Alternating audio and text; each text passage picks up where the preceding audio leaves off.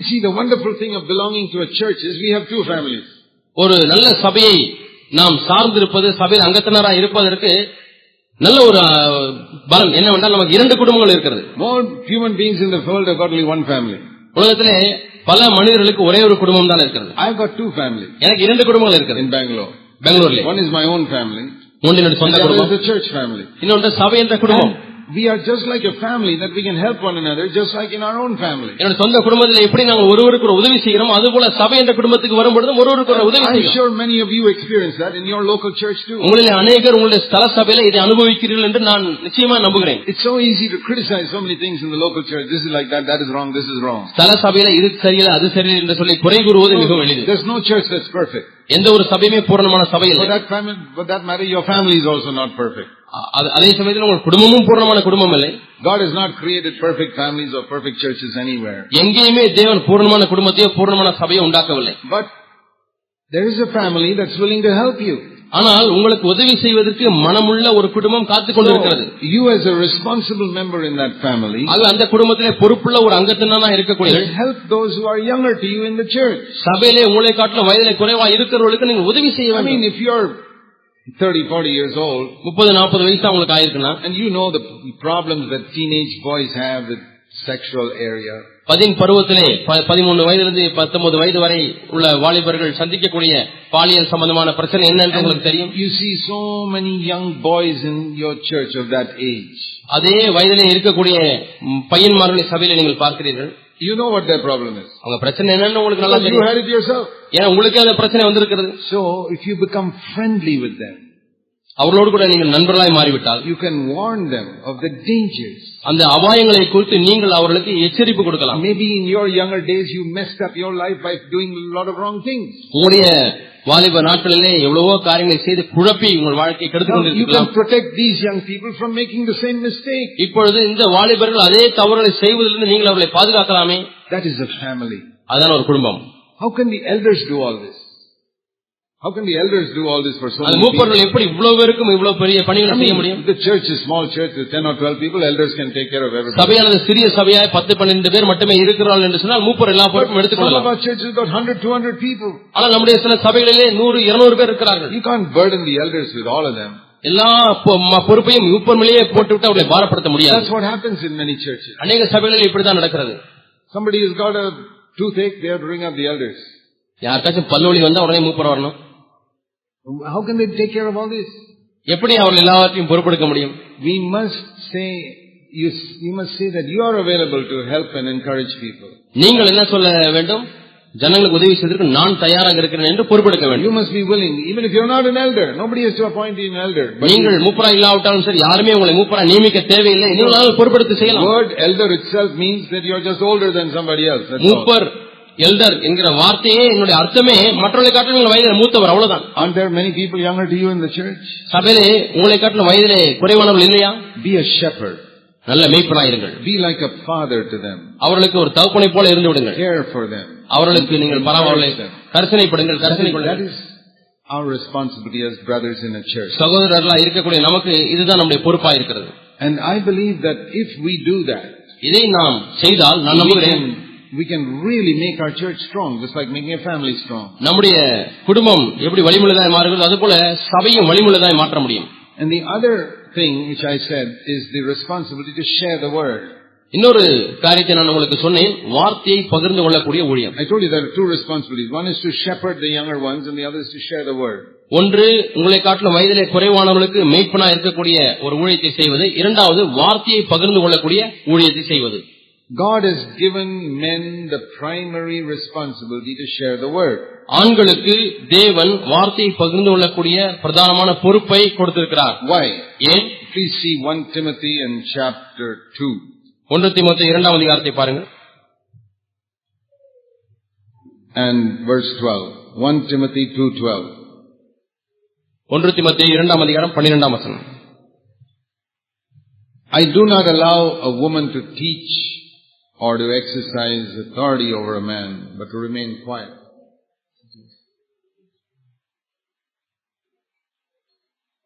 உபதேசம் பண்ணவும் புருஷன் மேல் அதிகாரம் செலுத்தவும் ஸ்திரியானவளுக்கு நான் உத்தரவு கொடுக்கிறதில்லை. Why? Why does he want men to do the teaching? ஏன் ஆண்கள் அல்லது புருஷர்கள் உபதேசம் பண்ண தேவன் அனுமதிக்கிறார்? There are two reasons. அதற்கு இரண்டு காரணங்கள் உண்டு. ஒன்று, God made Adam first, and then he made Eve. தேவன் முதலாவது ஆதாமை சிருஷ்டித்தார், அதற்கு பிறகு ஏவாளை சிருஷ்டித்தார். So man is to be the leader. ஆகவே புருஷன் தான் தலைவனாய் இருக்க வேண்டும். Why? ஏன்? Because God made him first. தேவன் அவனை முதலாவதாக சிருஷ்டித்தார். And he made Eve to help Adam. He did not make Adam to help Eve.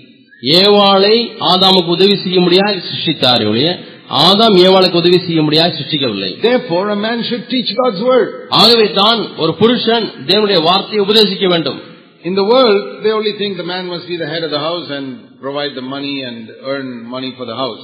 உலக ரீதியிலே அவர்கள் மனிதன் தான் சம்பாதிக்க வேண்டும், குடும்பத்தினுடைய தேவைகளை எல்லாம் சந்திக்க வேண்டும், ஆண்மகன் தான் செய்ய வேண்டும் என்று சொல்கிறார். In the church man has got another responsibility to teach God's word. ஆனால் சபையிலே புருஷனுக்கு இன்னும் ஒரு பொறுப்பு இருக்கிறது, அது தேவனுடைய வார்த்தையை போதிக்கக்கூடிய பணி. Because Adam was created first. ஏனென்றால் ஆதாம் முதலாவதாக உருவாக்கப்பட்டார். The second reason, இரண்டாவது காரணம், in verse 14, 14ஆம் வசனம், the woman was deceived first. ஸ்திரீயானவள் தான் முதலாவது வஞ்சிக்கப்பட்டாள். See these two things. இரண்டு காரியங்களை பாருங்கள். Adam was created first. ஆதாம் முதலாவது சிருஷ்டிக்கப்பட்டான். So he has to be the leader in teaching. அவன் தலைவனாக இருக்க வேண்டும் in teaching. உபதேசம் பண்ணுவதே. Secondly, இரண்டாவதாக, a woman should not teach because a woman is easily deceived. ஒரு ஸ்திரீ போதிக்க கூடாது, ஏனென்றால் ஸ்திரீயானவள் எளிதாக வஞ்சிக்கப்படுவாள். Eve was deceived so easily. ஏவாள் எளிதாக வஞ்சிக்கப்பட்டு விட்டாள்.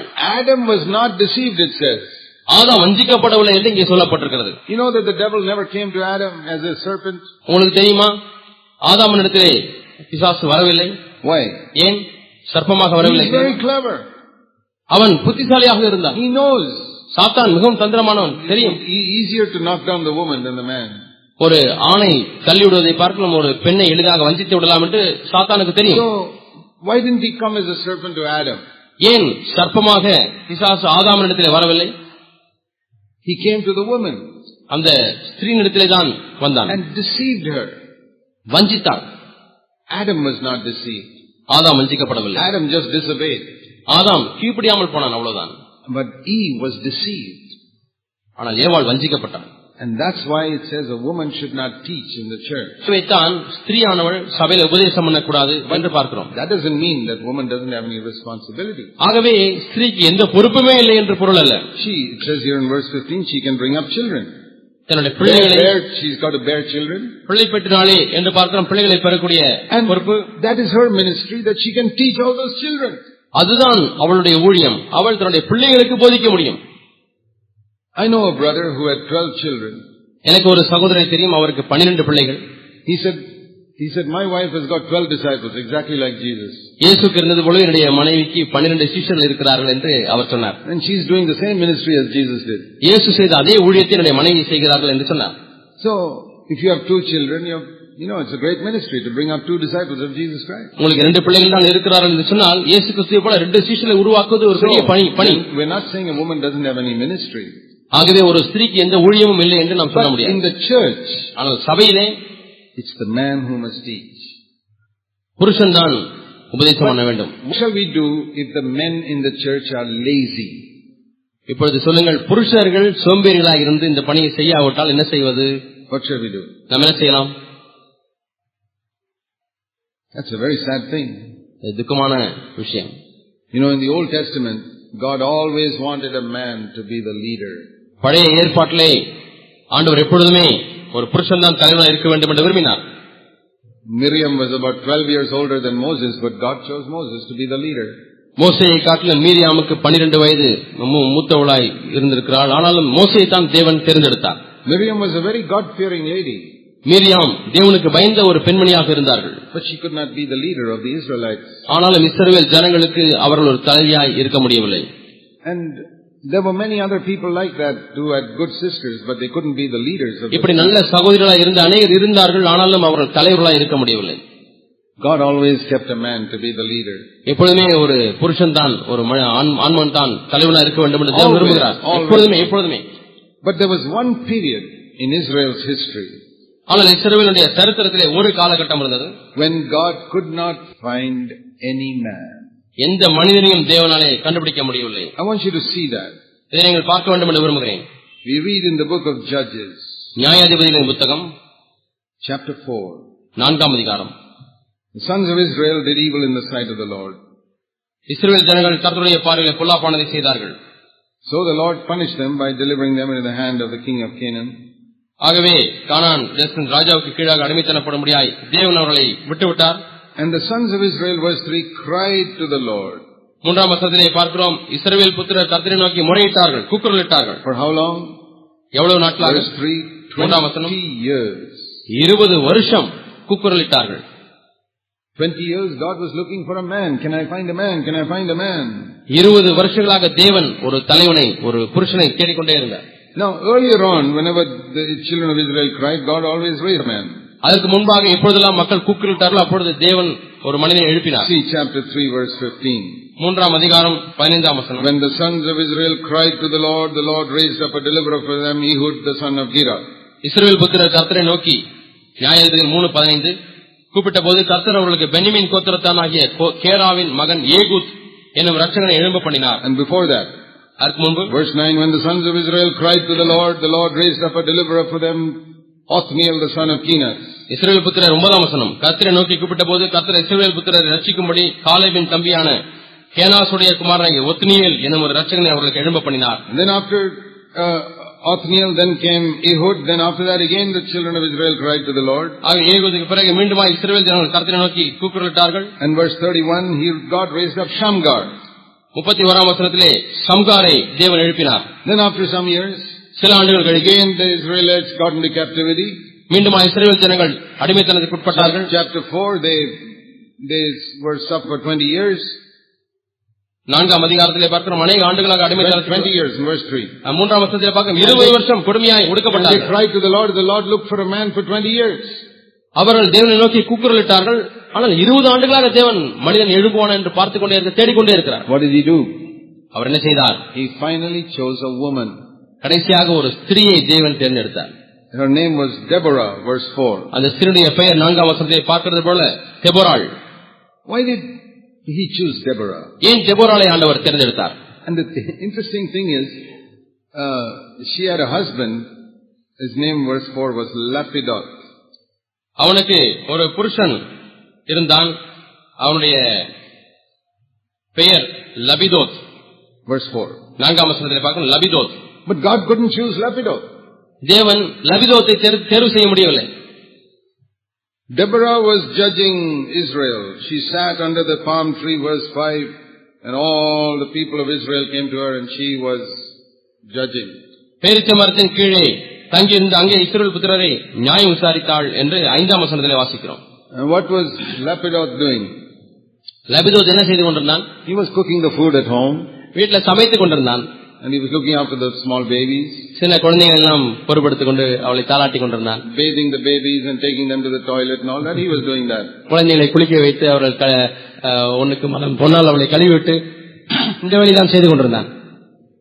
The man was doing that and the woman was sitting in the office. புருஷன் இந்த வேலையை செய்து கொண்டிருந்தான், மனைவி அலுவலகத்தில் வேலை பார்த்துக் கொண்டிருந்தான். You think that was God's will? தேவ சித்தம் என்று எண்ணுகிறீர்களா? You think that was how God created them to be? இப்படித்தான் தேவன் இருக்க முடியாது உண்டாக்கினார் என்று எண்ணுகிறீர்களா? But there was a woman who studied the word of God and knew God. இங்கே தேவனுடைய வார்த்தையை நன்றாக படித்த ஒரு பெண்மணி இருக்கிறாள். But the man was lazy. ஆனால் அந்த புருஷனோ சோம்பேறித்தனமா இருந்தான். And so he didn't study God's word. He could not lead God's people. அவன் தேவனுடைய வார்த்தையை படிக்கவில்லை, தேவனுடைய ஜனங்களை வழிநடத்த முடியவில்லை. Then God told her to go and fight against the enemy. ஆகவே தெபோராளே நீ போய் சத்துருவிடத்திலே யுத்தம் பண்ணு என்று சொன்னார். But you know, a woman can't go as a general in the army. உங்களுக்கு தெரியுமா, ஒரு படை தளபதியாக ஒரு ஸ்திரீ முன்னாக போக முடியாது. So she called, verse 6, she called a man called Barak. ஆகவே 6ஆம் வசனத்திலே பார்க்கிறோம், பாராக்கை வரவழைத்தாள். And said, the Lord says, go and fight against the enemy. சத்துருவிடத்திலே யுத்தம் பண்ணு என்று ஆண்டவர் சொல்லுகிறார், போ என்று பாராக்கை பார்த்து தெபோராள் சொல்லுகிறார். Now Barak was the boldest man in Israel. Barak இஸ்ரவேலிலே இருக்கக்கூடிய மிக தைரியசாலியா இருந்தான். And God said, you go and fight against the enemy. தேவன் அவனை பார்த்து நீ போய் யுத்தம் பண்ணு என்று சொன்னார். And see what Barak says. Barak என்ன சொல்கிறான் பாருங்க. 8ஆம் வசனம். Sister, சகோதரியே, if you come with me, I'll go. I am afraid to go alone. Sister நீங்க வந்தாதான் நானும் போவேன். நான் தனியா போறதுக்கு பயமா இருக்கு sister. Can you imagine the condition of men in Israel those days? இஸ்ரவேல் நாட்டில் இருந்த ஆண்களுடைய நிலைமையை பார்த்து கற்பனை செய்து பார்க்க முடியுமா? Sister, I am afraid to go alone. Sister தனியா போறதுக்கு பயமா நீங்க வாங்க sister. If you come with me, if you don't come with me, I won't go. Sister நீங்க வராட்டி நான் போக மாட்டேன். It's like somebody knocks at the middle of the night in the door. திடீர்னு நைட்ல கதவை யாரோ தட்டுறாங்க. You don't know whether it's a thief. திருடனா வந்துட்டானா வந்து உங்களுக்கு தெரியல. And you tell your wife, your wife says, go and see who it is. மனைவி பார்த்து மனைவி வெளிப்பட்டு யாரோ கதவை தட்டுறாங்க போய் பாரு. Says, no, sister, you come with me, then I'll go. இல்ல சிஸ்டர் நீங்க வந்தாதான் நான் போவேன், நான் போக மாட்டேன். I'm afraid to go alone. நான் தனியா போய் கதவை திறக்க பயமா இருக்கு. This is written in the Bible about people like this who didn't have any sense of responsibility. எந்த ஒரு பொறுப்பு உணர்வு இல்லாத சகோதரரை குறித்து இப்படி எழுதப்பட்டிருக்கிறது வேதத்திலே. I want to ask you, is it like that in your church? உங்களுடைய சபையில் இப்படித்தான் காரியம் இருக்கிறதா என்று நான் உங்களுக்கு Can people look to you as a leader? ஜனங்களை தலைவனை போல பார்க்கிறார்களா? You may be 21 years old. 21 வயது உங்களுக்கு ஆயிருக்கலாம். Be a leader among God's people. தேவனுடைய மக்கள் மத்தியிலே ஒரு தலைவனாக இரு. You may be 16 years old. 16 வயதே உனக்கு இருக்கலாம். Be a leader for the children. பிள்ளைகளுக்கு ஒரு தலைவனாக இருந்து விடு. God's work depends so much upon the brothers in the church. தேவனுடைய ஊழியமானது எவ்வளவோ சபையில் உள்ள சகோதரர்களை சார்ந்துதான் இருக்கிறது. We need to take that responsibility seriously. நாம் இந்த பொறுப்பை வரக்கூடிய நாட்களில் சீரிய முறையில் எடுத்துக்கொள்ள வேண்டும். Study the word of God. தேவனுடைய வார்த்தையை படியுங்கள். Take time to study the word, otherwise you can't be a leader. தேவனுடைய வார்த்தையை படிக்காவிட்டால் நீங்கள் ஒரு தலைவனாக உருவாக முடியாது. ஆகவே நேரம் எடுத்து படியுங்கள். Spend time studying God's word. தேவனுடைய வார்த்தையை படிப்பதற்கு அதிகமாக நேரத்தை நீங்கள் செலவு செய்ய வேண்டும். I remember when I got converted, I started studying God's word. நான் மனம் திரும்பின பிறகு வேதத்தை நான் படிக்க ஆரம்பித்தேன். That's how God gave me a responsibility. அப்படித்தான் தேவன் எனக்கு ஒரு பொறுப்பை கொடுத்தார். And look around. உங்களை சுற்று பாருங்கள். Lord, is there something I can do for you here? ஆண்டவரே, உமக்கென்று நான் இங்கே ஏதாவது செய்ய முடியுமா என்று பாருங்கள். Is there some brother whom I can encourage? ஒரு சகோதரன் யாராவது இருக்கிறாரா, அவரை உற்சாகப்படுத்தட்டும். நான் some brother I can visit. நான் ஏதாவது ஒரு சகோதரனை போய் பார்க்கட்டும். There's some young person I can take for a walk for 15 minutes and talk to him. 15 நிமிடம் ஒரு வாலிபனை கூட்டிக் கொண்டு ஒரு வாக்கிங் போகட்டும், அவரோடு கூட பேசட்டும். 15 minutes. 15 நிமிடங்கள். You may change that young brother, protect him from some sin. அந்த வாலிபனை ஏதோ ஒரு பாவத்திலிருந்து உங்களாலே பாதுகாக்க முடியும், அவரை வழிநடத்த முடியும். So why not take this responsibility more seriously in the days to come? ஆகவே ஏன் வரக்கூடிய நாட்களிலே இந்த பொறுப்பை நீங்கள் சீரிய முறையில் எடுத்துக்கொள்ள கூடாது? Say, Lord, I really want to be available for you, for your kingdom. ஆண்டவரே, உமக்கும் உம்முடைய ராஜ்யத்துக்கும் நான் எப்பொழுதும் தயாராக இருக்க விரும்புகிறேன். I want to do my part to build your church. ஆண்டவரே, என்னுடைய பங்கை நான் செய்து சபையை கட்ட விரும்புகிறேன். Jesus is coming very soon. இயேசு அதிசீக்கிரம் வரப்போகிறார். And we have to do God's work wholeheartedly in these last days. இந்த கடைசி நாட்களிலே முழு இதயத்தோடு கூட தேவனுடைய பணியை நாம் செய்ய வேண்டும். And we have to protect our young men. நம்முடைய வாலிப தம்பிமார்களை பாதுகாக்க வேண்டும். Going astray into the world. இந்த உலகத்துக்குள்ளாக வழி தவறி செல்வதிலிருந்து நாம் பாதுகாக்க வேண்டும். Let's take that seriously. நாம் அதை சீரிய முறையில் எடுத்துக்கொள்வோம். And let's pray. நாம் ஜெபிப்போம். I want you to think for 1 or 2 minutes, just a few seconds. ஒரு சில வினாடிகள் நீங்கள் இதை குறித்து சிந்தித்து பார்க்க விரும்புகிறேன். What you can do in your local church. உங்களுடைய ஸ்தல சபையில் நீங்கள் என்ன செய்ய முடியும் என்று பாருங்கள். And how you can help somebody there who is younger to you. உங்களை காட்டிலும் வயதிலே குறைவானவர்களுக்கு எப்படி உதவி செய்யலாம் என்று யோசித்து பாருங்கள். Say, Lord, ஆண்டவரே, please help me. தயவு செய்து எனக்கு உதவி Give me wisdom. எனக்கு ஞானத்தை தாரும். I may not know much, but I want to help others. ஆண்டவரே, எனக்கு அதிகமாக தெரியாவிட்டாலும் மற்றவர்களுக்கு உதவி செய்ய விரும்புகிறேன். I'm available. ஆண்டவரே, நான் உமக்கென்று ஆயத்தமாக இருக்கிறேன். Please fill me with the Holy Spirit. பரிசுத்த ஆவியானவராலே என்னை நிரப்பும் ஆண்டவரே. Give me the gifts of the Holy Spirit to serve others. ஆண்டவரே, மற்றவர்களுக்கு ஊழியம் செய்ய முடியாத பரிசுத்த ஆவியின் வரங்களினாலே என்னை நிரப்பும் ஆண்டவரே. I believe you'll do that. ஆண்டவரே, எப்படி நீங்கள் செய்வீர்கள் என்று நான் நம்புகிறேன். Heavenly Father, பரலோக பிதாவே, thank you for all these dear brothers. இந்த அருமையான சகோதரர்களுக்காக உமக்கு நன்றி ஆண்டவரே. I pray that you will encourage them and strengthen them. ஆண்டவரே, இவர்களை நீர் உற்சாகப்படுத்தி அவர்களை பலப்படுத்த முடியாது ஜெபிக்கிறோம். That in many of our churches, many shepherds will rise up.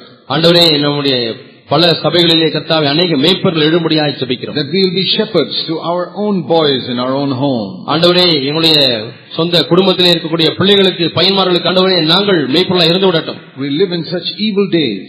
ஆண்டவரே, நாங்கள் தீமை நிறைந்த நாட்களிலே வாழ்ந்து கொண்டிருக்கிறோம். We want to protect our children from going astray. ஆண்டவரே, எங்களுடைய பிள்ளைகள் வழி விலகி செல்வதிலிருந்து அவர்களை பாதுகாக்க விரும்புகிறோம் ஆண்டவரே. Help us, we pray. எங்களுக்கு உதவி செய்ய முடியாது ஜெபிக்கிறோம் ஆண்டவரே. In Jesus' name. இயேசுவின் நாமத்தில் பிதாவே.